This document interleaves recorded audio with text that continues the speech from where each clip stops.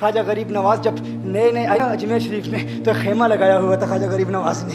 خیمے میں خواجہ غریب نواز عصر سے لے کر مغرب کے وقت تک روتے رہتے تھے. ایک نوجوان اجمیر سے باہر گیا ہوا تھا پڑھنے کے لیے, کچھ عرصے کے بعد واپس آیا اور اس خیمے کے قریب سے گزر ہوا اور گزرا تو رونے کی آواز آئی. فوراً دیکھتا ہے کہ خواجہ غریب نواز رو رہے ہیں, ابھی غیر مسلم ہے, اسلام قبول نہیں کیا. فوراً گھر جاتا ہے, ماں سے پوچھتا ہے, ماں یہ مسلمانوں کا گرو کیوں روتا ہے, مسلمانوں کا بابا کیوں روتا ہے؟ میں ہر روز گزرتا ہوں, عصر سے مغرب کے مابین جو وقت ہے یہ روتا ہے. ماں نے کہا جاؤ اس سے پوچھ لو کیوں روتا ہے. وہ نوجوان خواجہ غریب نواز کے خیمے کے اندر آیا, کہا بابا میں ہر روز یہاں سے گزرتا ہوں, آپ کے رونے کی آواز آتی ہے, بتائیے آپ کیوں روتے ہیں؟ کہا جاننا چاہتے ہو میں کیوں روتا ہوں؟ میں نے ایک مدت اپنے مرشد کے ساتھ گزاری ہے, مرشد کی خدمت میں گزاری ہے, مجھے اپنے پیر کی یاد رلاتی ہے, پیر کی یاد رلاتی ہے. میں عصر سے مغرب کے وقت تک اپنے مرشد کی یاد میں روتا رہتا ہوں. اس نوجوان نے کہا اچھا میں نے تو سنا تھا کہ انسان کو جب درد ہوتا ہے, تکلیف ہوتی ہے تو تکلیف انسان کو رلاتی ہے, آپ کو تو محبت ہے,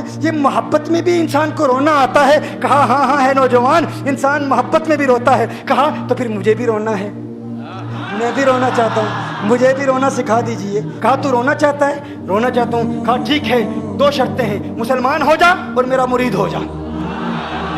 کہا میں ماں سے اجازت طلب کروں گا. ماں کے پاس گیا اجازت لینے کے لیے. ماں نے کہا تو ضدی ہے, جب تو ارادہ کر لیتا ہے, جو ارادہ کرتا ہے تو پورا کرتا ہے, جا جو کرنا چاہتا ہے کر لے. خواجہ غریب نواز کے بارگاہ میں حاضر ہوا, عرض کرتا ہے بابا میں پھر مسلمان ہونا چاہتا ہوں, مجھے مرید کر لیجئے. خواجہ غریب نواز نے مرید کر لیا, خواجہ غریب نواز کا مرید ہو گیا. اب خواجہ غریب نواز نے کہا اب وقت سارا میرے ساتھ گزرے گا, ناشتے کے وقت خواجہ غریب نواز کے ساتھ, سحری کے وقت خواجہ غریب نواز کے ساتھ, سحر کے وقت خواجہ غریب نواز کے ساتھ, پورا دن اسے خواجہ غریب نواز کے قرب کی کچھ ایسی عادت ہو گئی, خواجہ غریب نواز کا دیوانہ ہو گیا, ان کا عاشق ہو گیا. کچھ عرصہ گزرا, خواجہ غریب نواز نے فرمایا اب تیرے لیے 3 دن کی چھٹیاں ہیں, 3 دن کے لیے چھٹیاں ہیں, 3 دن کے لیے چلا جا. اس نے کہا مسئلہ ہی کوئی نہیں, ایشو ہی نہیں, پرابلم ہی نہیں, ٹھیک ہے 3 دن کے لیے چلا جاتا ہوں. اب جب 3 دن کے لیے گھر گیا, کہا 3 دن کے لیے تو اب مجھ سے ملاقات نہیں کر سکتا, مجھ سے ملنے کی اجازت نہیں ہے. اس نے کہا ٹھیک ہے نہیں ملوں گا. گھر گیا, پہلے دن جب گھر گیا یہ وہ نوجوان تھا جو 3 روٹیاں کھایا کرتا تھا, آج ایک لقمہ بھی نہیں کھا پایا, ایک لقمہ بھی نہیں کھا پایا. اسے کچھ ہو گیا, کہہ رہے مجھے کچھ ویکیوم سا محسوس ہو رہا ہے, کچھ دل میں کمی سی محسوس ہو رہی ہے. یوں وقت گزرتا گیا, رات کا وقت آیا, آنکھ نہ لگی, سو نہ پایا, مکان کی چھت پر چلا گیا. ماں نے دیکھا بیٹا چھت پر کیوں چلا گیا؟ ماں چھت پر جاتی ہے, بیٹے کیا ہوا؟ کہا پتہ نہیں ماں, میں تو فوراً سو جاتا تھا, آج نیند بھی نہیں آ رہی, آج کھانا بھی نہیں کھا پاتا. ماں تو چلی جا. ماں چلی جاتی ہے. یوں جب سحری کا وقت ہوتا ہے اس کی آنکھوں سے اشکوں کی برسات جاری ہوتی ہے, اس کی آنکھوں سے اشکوں کی برسات جاری ہوتی ہے. وہ رو رہا ہے, اس پر رکت تاری ہے. ماں آتی ہے, بیٹے کیا ہوا؟ کہا ماں مجھے پیار ہو گیا ہے, ماں مجھے محبت ہو گئی ہے, ماں مجھے عشق ہو گیا ہے. جا غریب نواز کے پاس,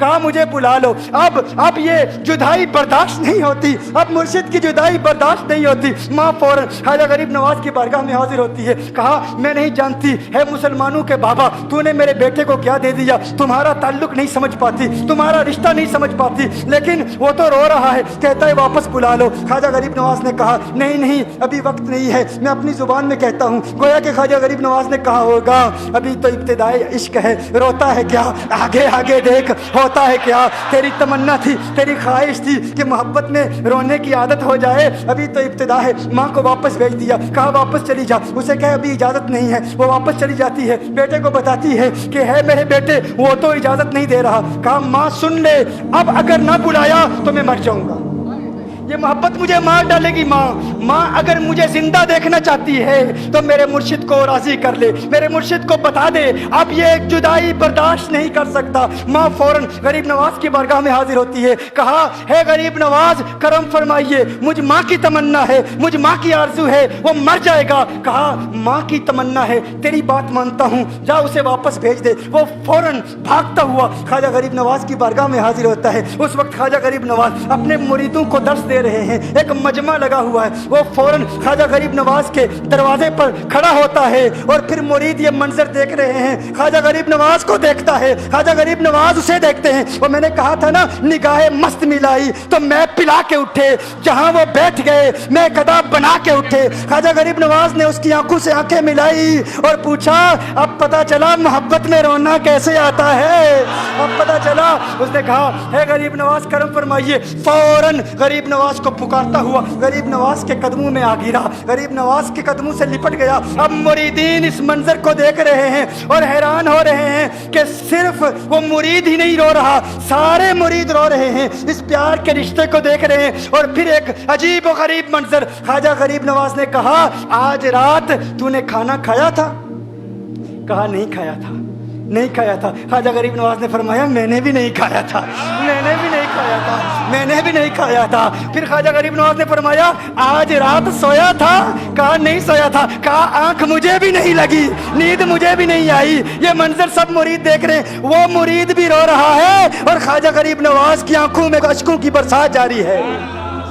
ये वो रोने वालों का मकाम है।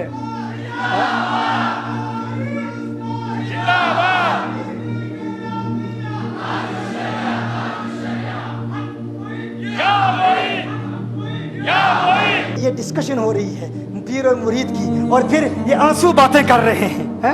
मेरी दास्तान हसरत वो सुना सुना के रोए, मेरी दास्तान हसरत वो सुना सुना के रोए, मेरे आजमाने वाले मुझे आजमा के रोए। कोई ऐसा अहले दिल हो कि फसाना है मोहब्बत, मैं उसे सुना के रोऊं, वो मुझे सुना के रोए। मैं उसे ये रोने और हम रोने पे आ जाएं तो दरिया ही बहा दें। ये चिश्तियों का रोना है, हम रोने पे आ जाएं तो दरिया ही बहा दें। शबनम की तरह हमें रोना नहीं आता।